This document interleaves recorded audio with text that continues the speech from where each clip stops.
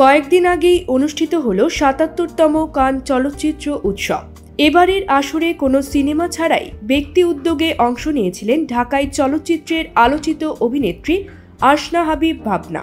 উৎসবের শুরু থেকেই প্রতিদিন বিভিন্ন ধরনের পোশাকে নিজেকে মেলে ধরেছেন তিনি। তার লাল গালিচায় আলো ছড়ানোর সেসব ছবি ও ভিডিও সোশ্যাল মিডিয়ায় পোস্ট করেছেন এই অভিনেত্রী।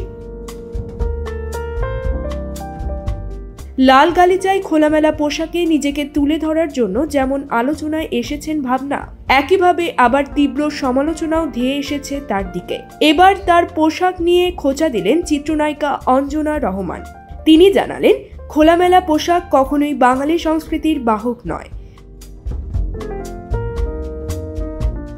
বুধবার ২৯ মে সন্ধ্যায় অভিনেত্রী Anjana social media Facebook verified অ্যাকাউন্টে এক স্ট্যাটাসে লিখেছেন, কান ফেস্টিভ্যালে নিজেকে অত্যাধুনিকভাবে প্রেজেন্ট করতে গিয়ে এদেশের কয়েকজন নামধারী নায়িকা এমন পোশাকে নিজেকে জনসম্মুখে আবির্ভূত করেছেন, যেটা কখনোই একজন পরিপূর্ণ বাঙালি শিল্পী, যার মধ্যবিন্দু পরিমাণ শিল্পসত্তা বিদ্যমান, তিনি এমন খোলামেলা পোশাকে নিজেকে এবং নিজের দেশীয় সংস্কৃতিকে অপমান করতে পারেন না।